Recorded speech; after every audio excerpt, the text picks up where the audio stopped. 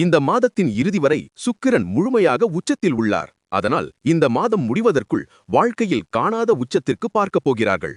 உங்களுக்கு சிவனை பிடிக்கும் என்றால் ஓம் நம சிவாய என கமெண்டில் சொல்லுங்க. உங்கள் ராசி என்னவென்று கமெண்டில் சொல்லுங்க.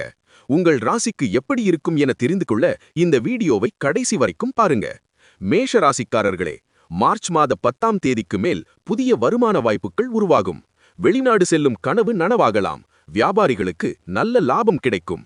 மிதுன ராசிக்காரர்களே, இந்த மாதம் உங்களுக்கு ரொம்ப நல்ல நாட்களாக இருக்கும். சம்பள உயர்வுகள் கிடைக்கும் வாய்ப்புகளும் உள்ளன. வணிகத்தை விரிவாக்கம் செய்யும் வாய்ப்புகளும் கிடைக்கும். குடும்பச் சூழல் மகிழ்ச்சியாக இருக்கும்.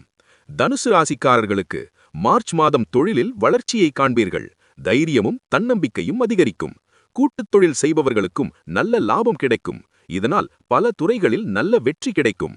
ரிஷபராசிக்காரர்களே, மார்ச் மாதத்தில் தொழிலில் நல்ல நன்மைகளை பெறுவீர்கள். தலைமைத்துவ திறன்கள் மேம்படும்.